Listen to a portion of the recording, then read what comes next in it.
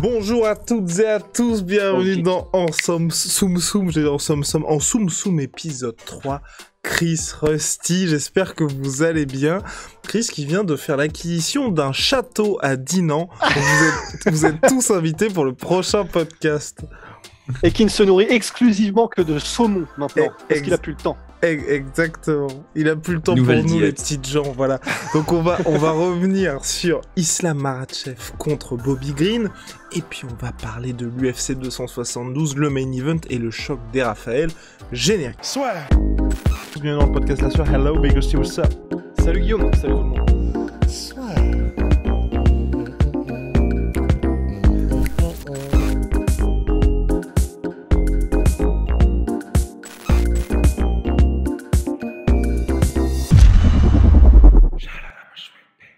Chris, nous on a déjà eu l'occasion de s'exprimer là-dessus. Islam Makhachev, toi qu'as-tu pensé de sa victoire? Tu avais vu juste dans ta boule de cristal un home run face à Bobby Green. Est-ce qu'il y a des choses sportivement que tu retiens quand même de ce choc ou clairement c'est fait, c'est validé, on passe à la suite? Moi, il y a quand même un truc que j'ai bien aimé, en particulier, c'est le fait qu'il est venu sans avoir peur du striking de Bobby Green. Souvent, quand tu as une opposition de style grappleur contre striker, tu as le grappleur qui cherche directement à tout prix à chercher le sol et ça devient télégraphé. Et là, il a vraiment ouvert patiemment, il n'a pas hésité à initier de temps en temps. Et on voyait c'était plutôt Bobby Green qui était, son volume de jeu était complètement à la rabaisse par rapport à d'habitude dans l'anticipation d'un shoot de son adversaire. Et puis voilà, je pense que Makhachev, extrêmement bon à contrôler avec un overhook. Et son reshoot est magnifique. Donc au moment où Bobby Green sort du clinch, il reshoot dans les jambes, il a une meilleure position et à partir de là, voilà, il est dans son monde et on voit encore des améliorations chez le gars, c'est un truc de fou. Donc là, il a essayé de me donner tort par rapport à ce que je disais, où il n'est pas trop smash. Là, il a montré qu'il était de plus en plus smash. Et c'est pas encore le Khabib smash, mais il s'en rapproche. Est-ce que pour toi aujourd'hui Il y a un c'est truc le... aussi- Oh, vas-y Rusty, vas-y. Ah non, en fait, justement, juste avant que Chris ne puisse repartir, parce que du coup, il va pouvoir vraiment, je sais pas si c'était ta question Guillaume, mais nous éclairer sur ce qu'a fait de mieux Islam Makhachev, mais juste, du coup, comme c'est ce sur quoi on ne reviendra plus en striking, il y a aussi un des trucs qui fait que probablement il a pas eu forcément peur de Bobby Green, et en fait, je m'en étais pas rendu compte à ce point-là, mais lui-même fait vraiment des trucs stylés que j'avais pas vu avant, et il y a particulièrement un truc qu'il a fait, et ça, c'est une séquence, mais ça veut dire beaucoup du niveau auquel tu es. Il a fait à un moment donné un low kick, et ensuite il a fait feinte de low kick pour revenir sur un front kick en engageant la hanche de la même manière.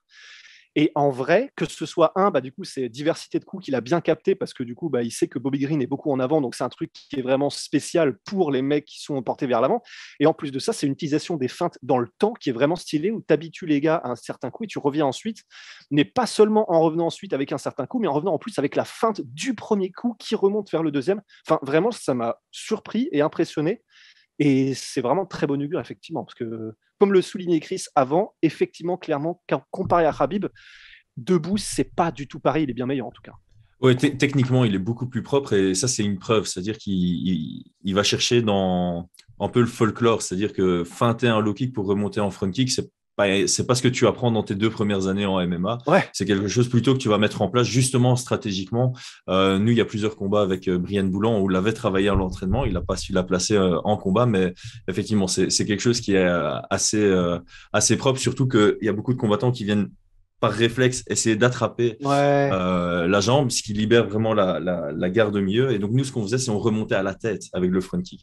Donc, c'est quelque chose qu'on avait bossé, c'est pas encore passé, mais Makhachev, oui, effectivement, ça montre un travail qui va plus loin que la simplicité et qui va plus loin aussi que je vais utiliser mon striking pour préparer ma lutte. Je travaille mon striking parce que je veux aussi être performant là-dedans. Il a mis KO Gleison Tibau debout et je pense que c'est pas le seul au cours de sa carrière qui mettra KO debout parce qu'il progresse vraiment à tous les niveaux du jeu.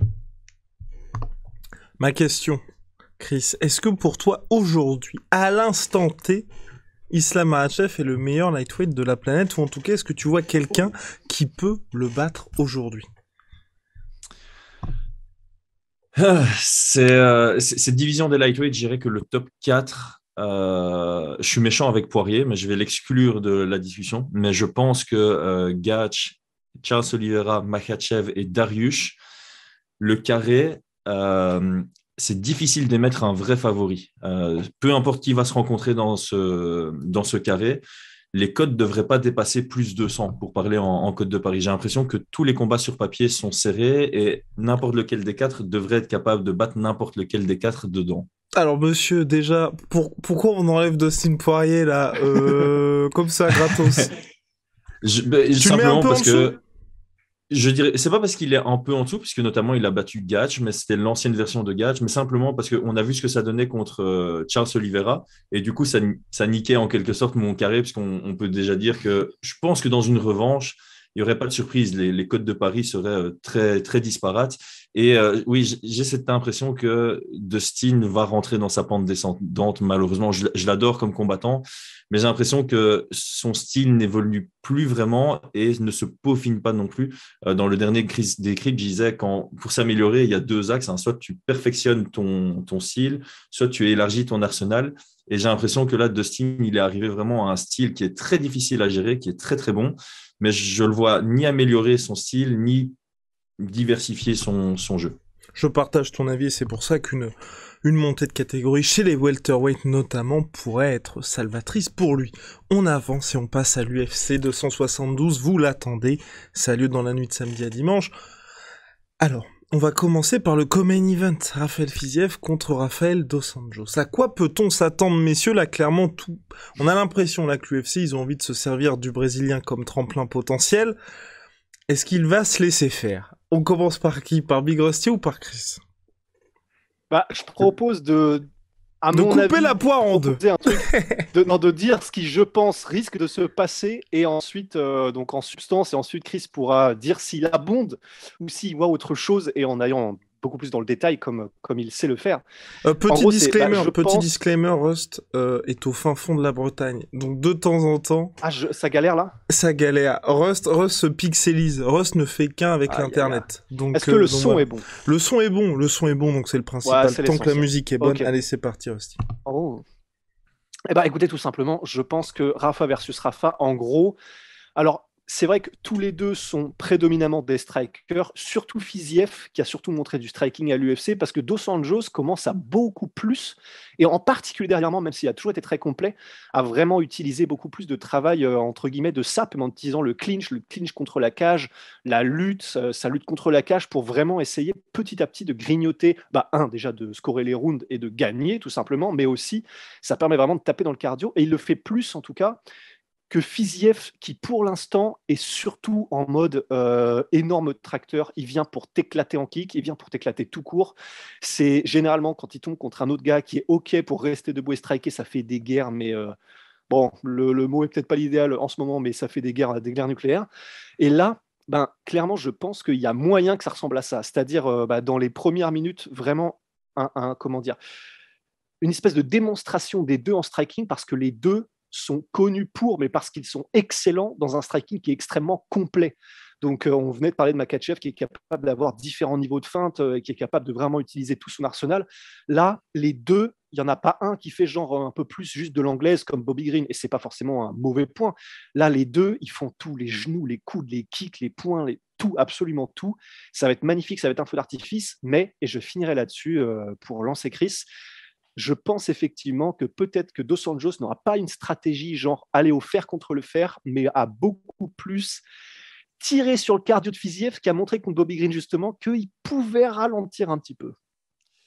Ouais, exactement. C'est le point important pour moi. Je vais d'abord commencer comme ça. Rafael Dos Anjos a déjà abordé des combats avec des très mauvaises stratégies, systématiquement contre des lutteurs. Quand il affronte des strikers, j'ai l'impression qu'il aborde ça à chaque fois avec une bonne stratégie. Pour moi, un des plus grands masterclass de l'histoire du MMA, c'est Rafael Dos Anjos contre Anthony Pettis. Honnêtement, je ne m'attendais pas à ce qu'il le batte et il lui a roulé dessus. Ouais. Pression. Et juste comme tu disais, beaucoup d'entrées en lutte, beaucoup fatigué Pettis au clinch, l'amener au sol, beau travail au sol et tout ce qui s'ensuit. Je pense que j'ai regardé les codes de Paris, là, Rafael Dos Anjos est à plus 210, donc il est quand même vachement underdog, et ça m'a surpris. Du coup, je suis allé un peu revoir et je me suis dit, effectivement, il a fait un très mauvais run en welterweight. Très, très mauvais run. Et donc, on oublie la qualité du combattant qu'est Rafael dos Anjos en lightweight. Depuis sa défaite contre Khabib, Khabib n'a pas réussi à finaliser Rafael dos Anjos. Il a quand même 6 victoires, 2 défaites en lightweight. Et sa dernière victoire, c'est contre Paul Felder. Et typiquement, il a pris un game plan qui était extraordinaire contre Paul Felder. Comme Islam Makhachev contre Bobby Green. Il n'a pas eu peur de striker. Mais par contre, dans son esprit, son game plan A, c'était coller à la cage, amener au sol. Coller à la cage, amener au sol. Et c'était une incroyable performance. Et je pense qu'il peut simplement reprendre ce game plan avec peut-être un peu plus d'urgence dans la recherche de la lutte, parce que Fiziev est encore un meilleur striker que Paul Felder. Donc, combat très difficile pour l'un comme pour l'autre. C'est un excellent test pour Fiziev, parce qu'il rencontre un profil complètement différent que précédemment et qui, selon moi, est capable de mettre une stratégie en place qui va le pousser dans ses retranchements. On va voir vraiment la lutte défensive de Fiziev. On n'a pas encore eu l'opportunité de vraiment la voir. On a vu un Brad Riddell qui a réussi à l'amener au sol et puis qui a fait n'importe quoi une fois qu'il avait le contrôle du dos. C'est un truc que Rafael dos Anjos ne va pas faire. S'il a le dos, il va venir chercher avec... C'est une grosse ceinture noire en jiu-jitsu. C'est un solide client. Et... ouais, je suis très intéressé par ce combat, notamment pour le cardio aussi, parce qu'on a vu un Fiziev ralentir dans le 3e round contre Bobby Green. On a vu qu'il a travaillé dessus contre Riddell.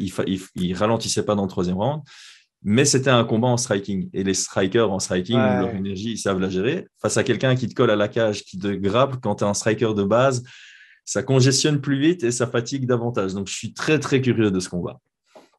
Et d'autant plus que, juste avant ton intervention, Guillaume, je me permets, d'autant plus que ça peut être chaud malgré tout pour Dos Anjos, parce que les 2 finitions qu'il a pris, c'est des KO, et c'est des KO qui sont venus vite et contre des strikers ultra explosifs, en l'occurrence Alvarez et Jeremy Stevens.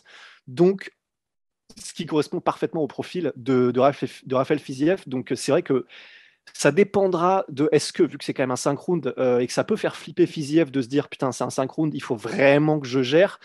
Mais s'il arrive en mode, je sais pas, en mode Anthony Johnson et qu'il se dit bah, ou alors je joue crânement ma chance parce que c'est là où j'ai le plus de possibilités de gagner, il y a moyen qu'il fasse 2 premières minutes, mais où il ouvre le lance-flamme et il envoie tout ce qu'il peut pour terminer Dos Anjos. Parce qu'effectivement, Dos Anjos, c'est plutôt un diesel et il peut se faire cueillir, quoi. Mais c'est bien vu. Je n'avais pas pensé à ça, mais ouais, très bien vu. Hey! Bravo, Bigosti. Alors, yes! Bon, est-ce qu'on a quelque chose à ajouter par rapport à ce combat-là, messieurs? Pour les pronostics, en fin de podcast.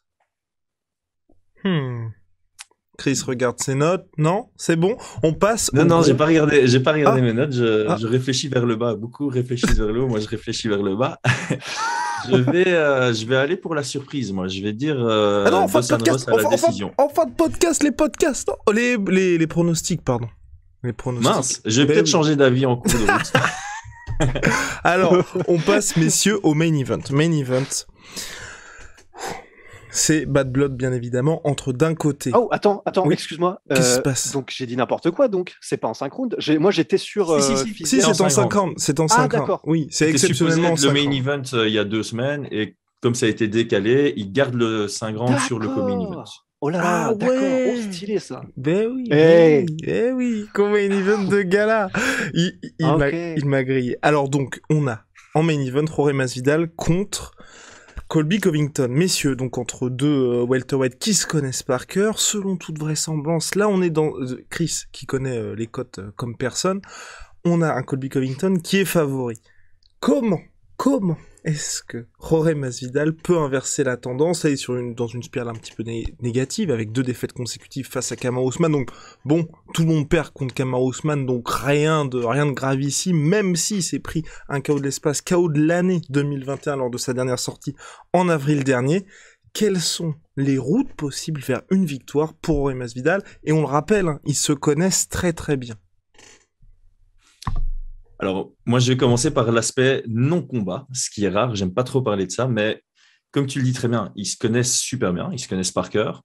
Le fait que les 2 acceptent le combat, c'est que les 2 pensent pouvoir gagner, qu'ils ont vu à l'entraînement, quand ils s'entraînaient l'un avec l'autre, qu'en cas de combat, ils avaient une route vers la victoire. Donc, pour moi, c'est un premier indicateur qu'il y a une route potentielle pour l'un comme pour l'autre vers la victoire. Et j'ai l'impression que, alors là, je spécule à mort, mais c'est pour faire aussi le lien avec Francis Ngannou contre Cyril Gane. Quand on avait vu leur sparring, clairement, c'est un sparring light, c'était à l'avantage de Cyril Gane par rapport au style. Ici, pareil, je pense que pour Masvidal contre Colby Covington, s'il faisait des sparring light, Masvidal, dans sa tête, il dit, OK, si on est allé à 100%, là, j'ai une ouverture. Et Colby Covington, il dit, bah, moi, je me sens à l'aise contre Masvidal. Donc, je pense que Covington dominait les sparring, mais Masvidal sait que à 100%, il a ses ouvertures. Donc, ça, c'est ma petite spéculation par rapport à ça.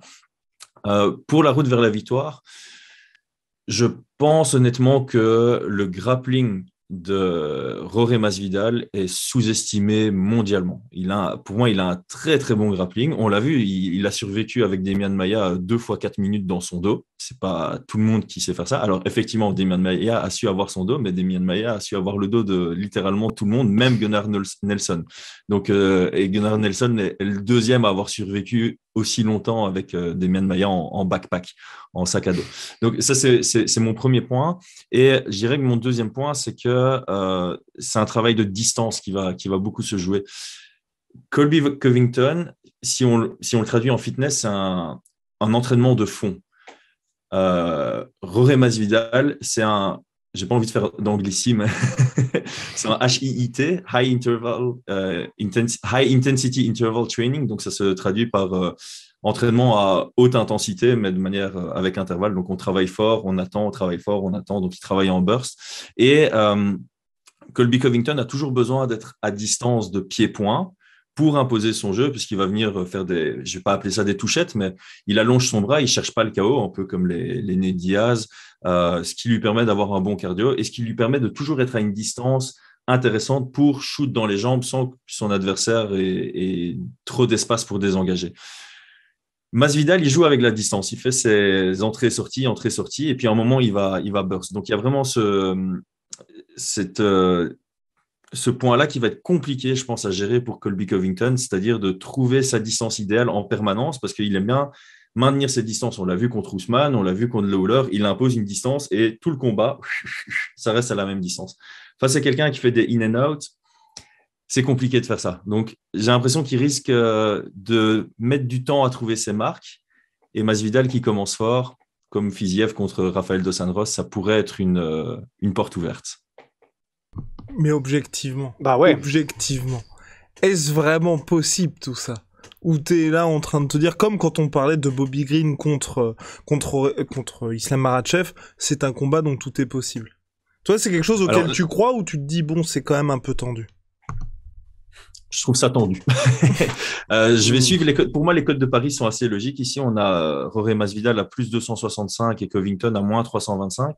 Je vais pas dire que il faut bien comprendre les codes de Paris. Ces codes qui sont fort disparates, ça veut pas dire que Colby Covington va écraser littéralement Masvidal. Par contre, sa route vers la victoire est assez simple sur papier. C'est chercher à coller à la cage, et puis s'il arrive à amener au sol, c'est là où il va dominer. S'il n'arrive pas à amener au sol, il va coller à la cage et il va remporter les rounds comme ça. Il va se diriger vers une décision. Pour moi, ça va pas ça pourrait l'être, mais c'est pas spécialement parti pour la domination, le 50-43. Par contre, chaque round peuvent être compétitifs, mais clairement à l'avantage de Colby Covington, ce qui explique ces codes de Paris. Rust. En fait, à vrai dire, je suis assez surpris parce que pour moi, il y avait vraiment un très clair avantage. Enfin, je pense que c'est le cas pour toi aussi, Chris, mais en striking pour Masvidal. Mais pour moi, c'est vraiment au point où, certes, je suis d'accord avec les codes de Paris aussi, mais pour moi, c'est vraiment plus serré qu'on ne le croit. Je trouve que Colby, on l'a pas forcément vu. C'était qui, rafraîchissez-moi la mémoire, c'était contre qui la dernière fois où vraiment il a utilisé son grappling d'une manière étouffante et où clairement le mec n'arrivait pas à survivre à la pression? Les 2 premiers rounds contre Lawler, mais c'était stratégique. Il a utilisé ça, les 2 premiers rounds contre Lawler, pour fatiguer Lawler, pour après pouvoir imposer son jeu en striking. Et c'est quelque chose qu'il pourrait faire contre Masvidal, en fait. C'est le fatiguer les 2 premiers rounds avec la lutte. Et une fois que l'explosivité de Masvidal s'en va, il va imposer son jeu à la distance qu'il veut, juste en touchant. Ouais, mais parce que, mais bah justement, en fait, c'est là où je suis assez curieux, c'est parce que comparé par exemple à un Khabib ou un Khamzat ou quelqu'un qui il te met la pression et il est oppressant dès les premières minutes, mais pour vraiment te mettre au sol et travailler au sol directement. C'est vrai que Colby, du coup, moi, c'est aussi le souvenir que j'en avais. Il fait ça pour vraiment te fatiguer, mais il n'y a pas forcément de recherche de finition ni quoi que ce soit, et il essaye même pas nécessairement de te mettre au sol à proprement parler, parce qu'effectivement, moi, les visuels que j'ai du combat contre Lawler, c'était plutôt effectivement contre la cage ou en clinch. Et du coup, c'est pour ça que j'ai vraiment, je fais perso dans ma tête en tout cas, dans le petit théâtre là qu'on se fait pour essayer de voir comment irait le combat, je fais vraiment une distinction entre les deux et j'ai plutôt tendance à me dire que Masvidal va avoir beaucoup plus d'opportunités qu'on ne le pense de faire très très mal en fait, parce que justement il sera pas complètement étouffé au sol en mode ce qu'on vient de voir Green contre Makhachev. Il y aura des clinches, mais il a prouvé qu'il était très bon pour se sortir de ces situations.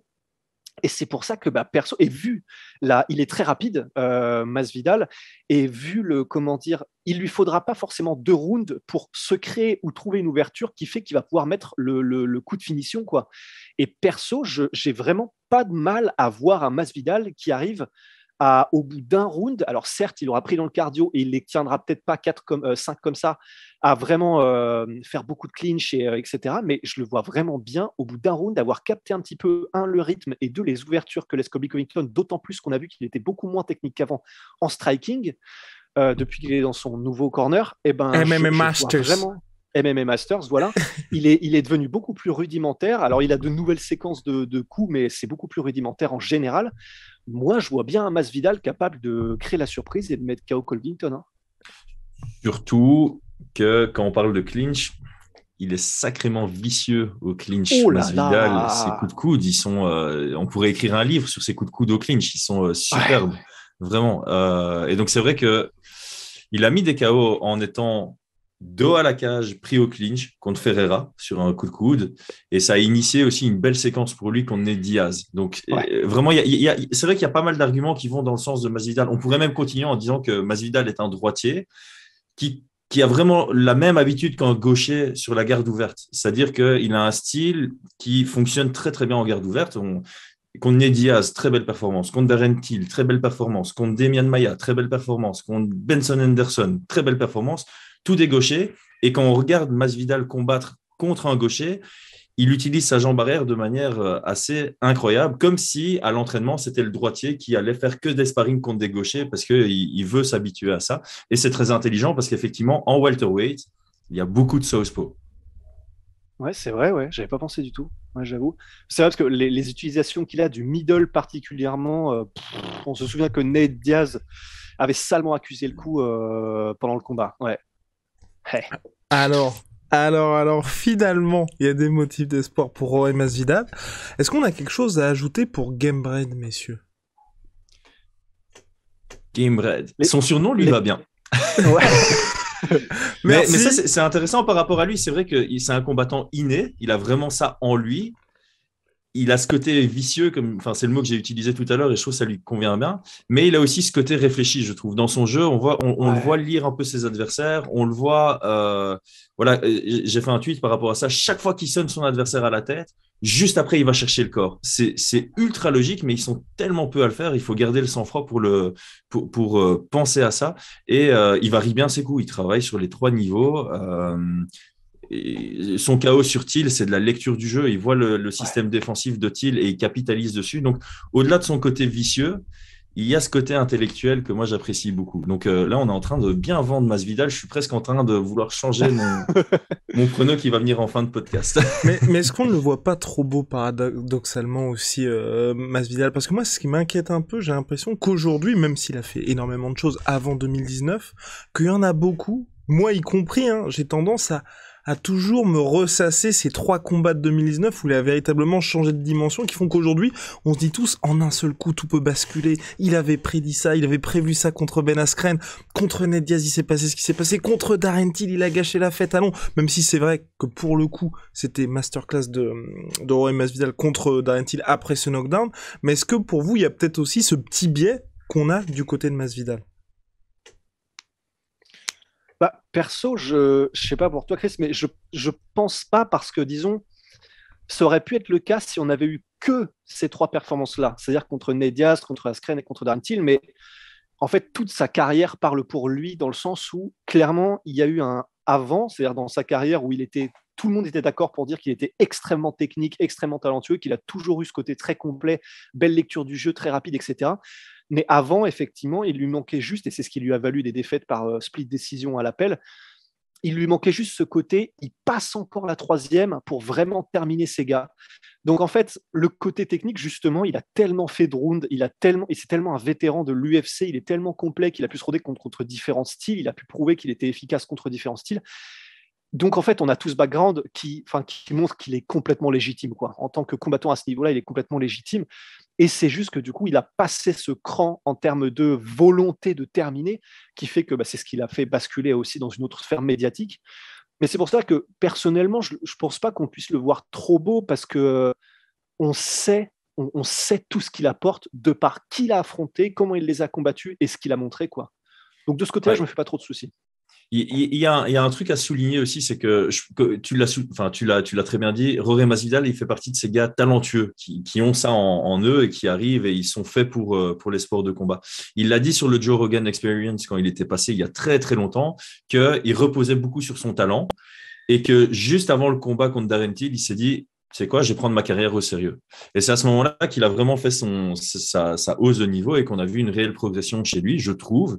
Mais par contre, j'ai l'impression que depuis son combat contre Nate Diaz, où l'argent est arrivé, il a commencé un peu à rentrer davantage dans son personnage et ça se ressent dans son combat aussi, comme Nate Diaz aussi, qui perd des combats à la limite juste parce qu'il a envie d'avoir une attitude en cage. Et je trouve que contre Ousmane dans la revanche, il était un peu trop en mode, ouais, je dois faire ressortir mon caractère, mon personnage de gars de la rue, etc. Et je pense que ça le perturbe en combat et ça peut lui coûter des victoires. Donc ça, c'est un petit point à considérer aussi. Mais bon, là, il rentre contre Colby Covington et avec tout le trash talk qu'il y a eu, ils sont tous les deux mis face au mur. Je pense que la pression qu'ils se mettent à faire du trash talk, ça les pousse à s'entraîner à fond et à prendre ce combat super au sérieux. Et c'est pour ça que je pense que ça va être un super beau combat à observer pour les fans.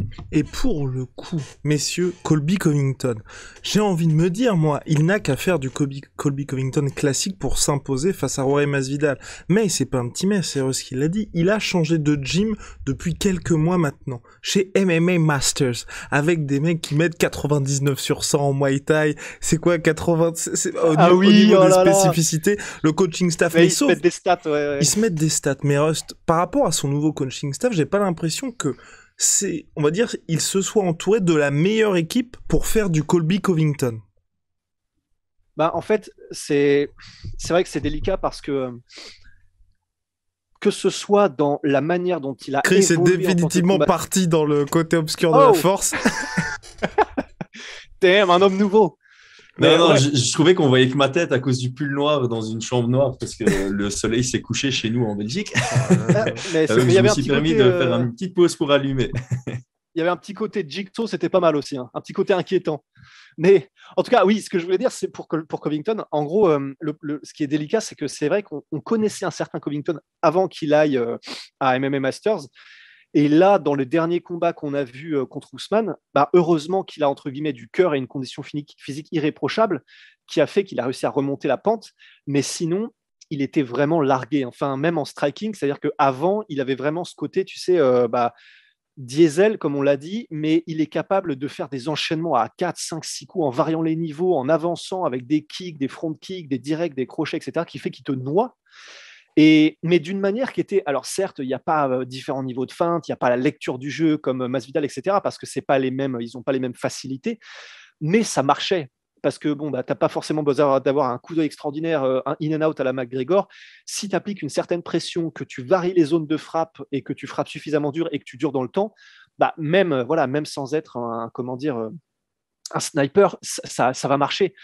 Et là, contre Ousmane, le dernier combat à MMA Masters, on a vu qu'il avait travaillé genre certains coups, certains blitz avec des shifts et tout ça, qu'il a réessayé plusieurs fois. Il a spammé le bouton clairement pendant le combat, mais ça marchait pas trop. Et le truc, c'est qu'à part ça, j'ai trouvé qu'il s'était appauvri, moi. Et je crois qu'on n'était pas les seuls à le trouver. Et c'est vrai que ça me fait un peu peur.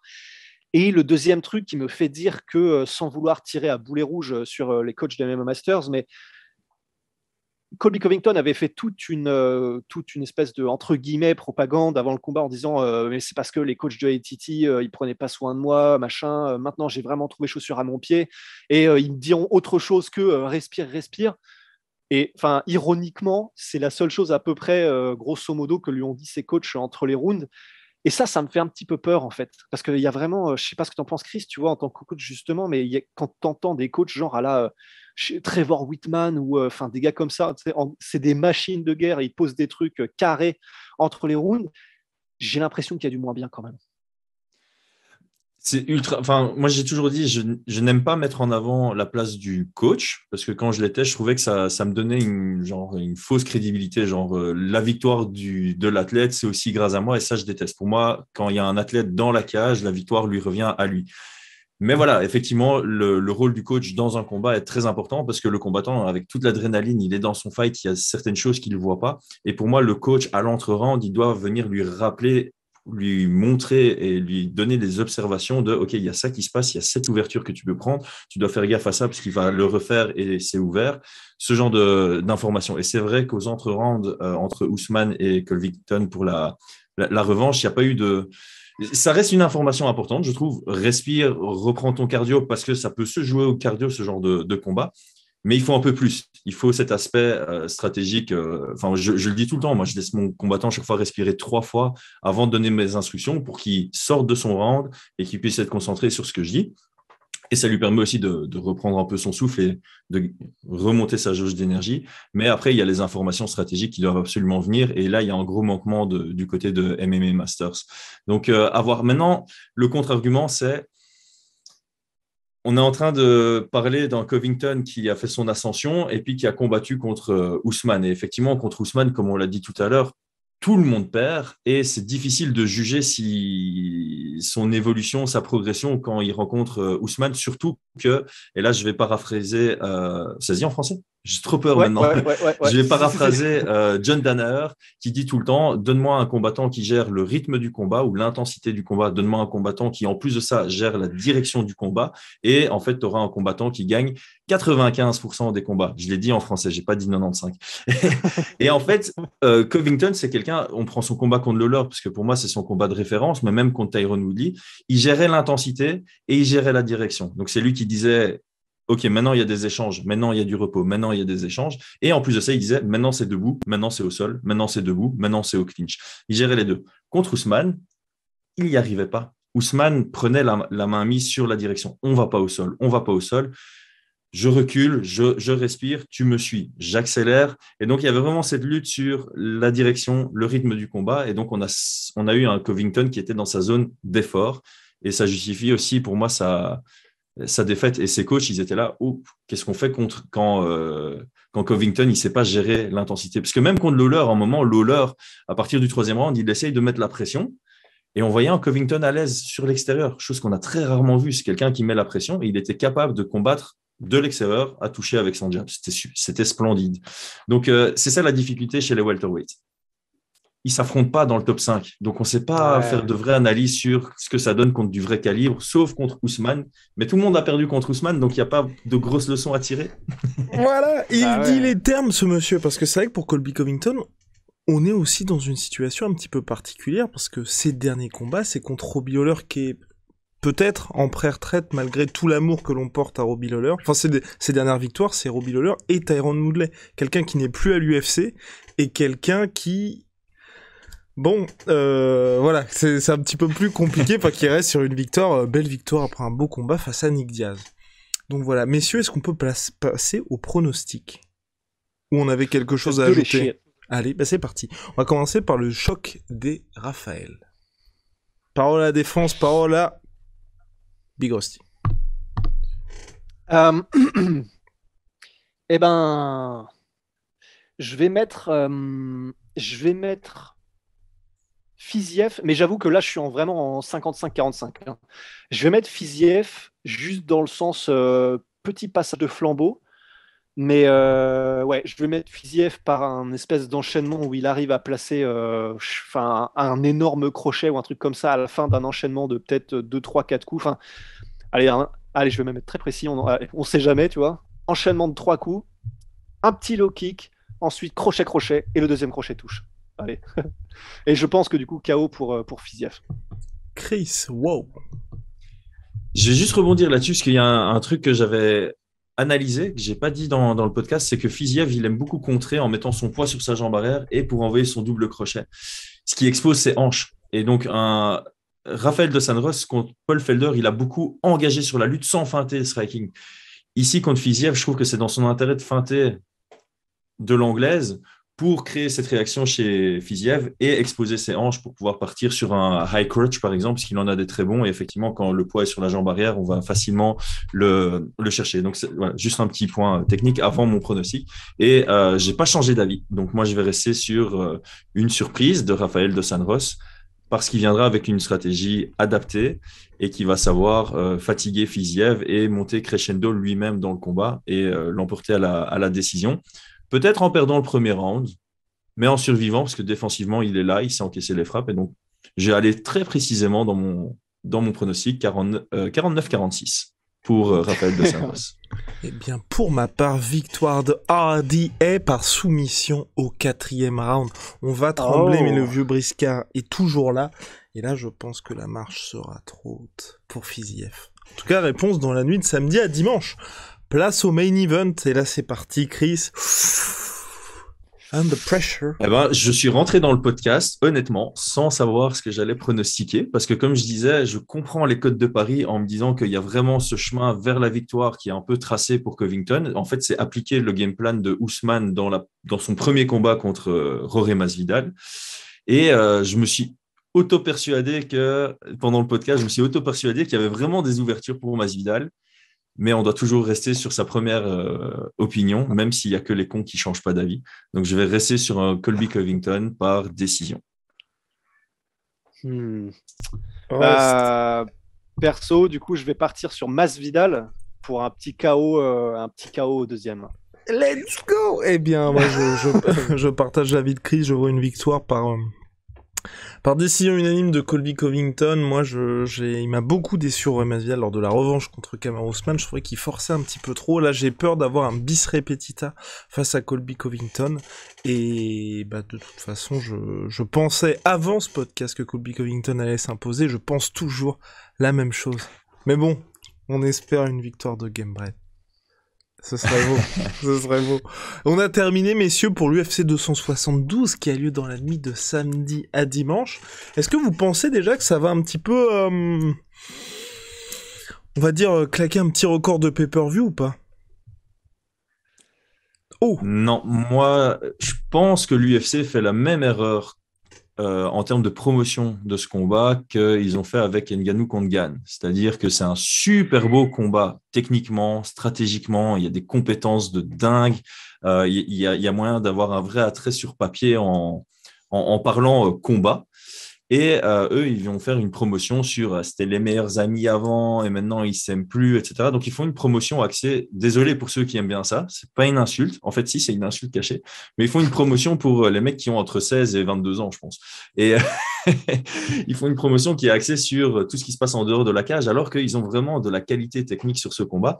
Et c'est peut-être notre esprit européen qui fait dire ça, mais j'ai l'impression que ça fonctionne plus des masses, ça, à moins qu'il y ait une vraie qualité comme ce que McGregor propose oralement ou ce que Chael Sonnen proposait oralement à l'époque.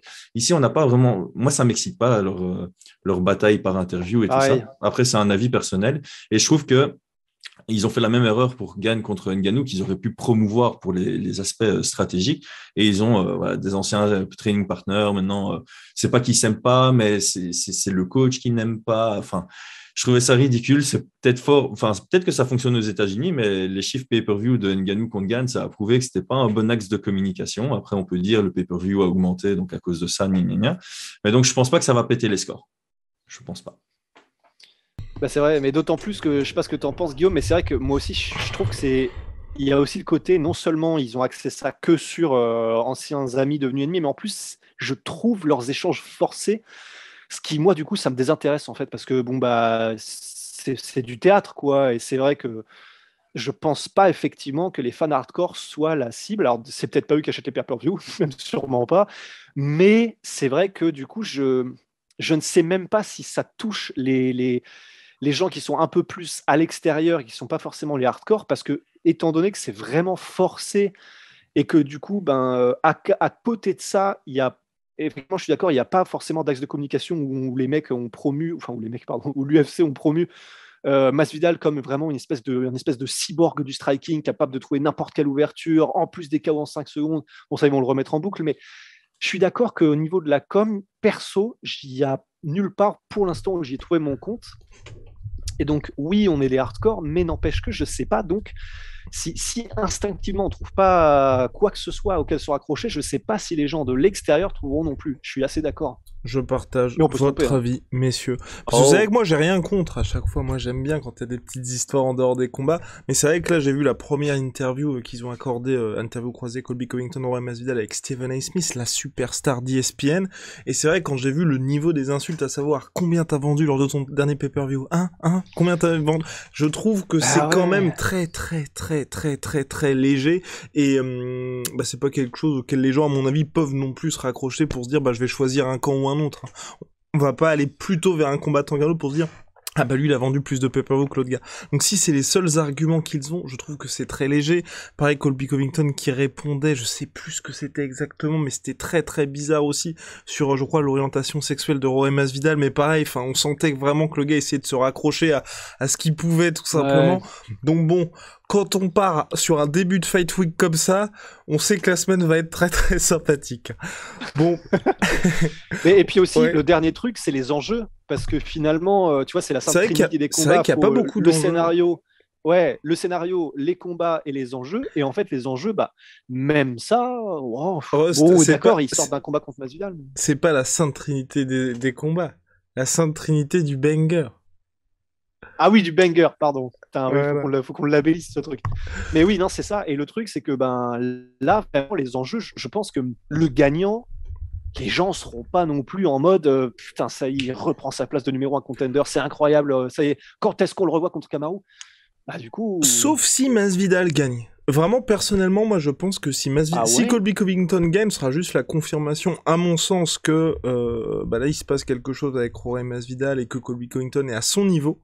Mais si Masvidal gagne, je pense que ça peut changer pas mal de choses. Mais que les gens auraient envie de le revoir contre Ousmane? Non, pas forcément envie de le revoir contre Ousmane, mais tu vois, plus, là, aujourd'hui, je crois qu'il est 6e ou 7e de la catégorie, je crois, Chris. Il y a quand même quelque chose qui... Enfin, tu vois, sa dernière victoire, c'était contre Nate Diaz. Ben Askren a pris sa retraite. Darren Till, bon, on va pas en parler, mais c'est un petit peu difficile. Il revient, il arrive. C'est un peu difficile pour lui. Donc voilà, là, je pense qu'il y a aussi un vrai besoin pour lui, tu vois, de retrouver une légitimité sportive. Je pense que Colby Covington, pour tout le monde, sportivement, il est numéro 1 de la catégorie, il est vraiment présent. Masvidal, déjà, lors de la revanche contre Kamaru Usman, il y avait pas mal de personnes qui grinçaient les dents en mode, bon, il y a Leon Edwards qui est là, il y a pas mal de mecs qui poussent, et surtout d'autres gars qui sont plus actifs, d'autres gens qui disaient, Burns, mine de rien, il est bien revenu contre Wonderboy, donc il y a du monde qui pousse. Donc là, les gens, ils sont même, je suis sûr qu'il y a même certaines personnes, dont nous, qui se sont dit, pourquoi tu fais pas le combat contre Leon Edwards, ce qu'il a sportivement intéressant, 1000%. Mais sauf que t'as cette blessure, et là, comme par hasard, t'es de retour en activité pour le mois de mars, alors qu'il y avait le combat en décembre. C'était censé être une blessure, c'était très compliqué, finalement, il y a eu cette opportunité de pay-per-view extrêmement lucratif, t'es de retour. Donc, je pense que les gens là sont en train de se dire, Masvidal, clairement, il est en train de devenir plus une figure, une célébrité de l'UFC plutôt qu'un athlète. Et là, en cas de victoire là, il redeviendrait, je pense, un sportif. À mon sens. C'est bien vu. Bonne analyse. Ouais. Merci. Je m'aligne. Merci les gars. Bon allez, on a terminé pour cette semaine. On revient très très vite, bien évidemment. Big shout out my sweet pea, my sweet protein. Voilà, et puis il y a Venom, sponsor de l'UFC, sponsor de la sueur. Chris, ne vous inquiétez pas, va bientôt être équipé. On est le 27 février, au moment où on enregistre tout ça. Il va tout recevoir pour le mois de mars. Et il va vous faire des petites promos. Enfin non, il ne va pas faire de petits promos, il va se contenter de porter les choses, parce que sinon on risque d'avoir des problèmes et de tout perdre, tout simplement. Voilà, allez, à très très vite, très bonne semaine, merci messieurs.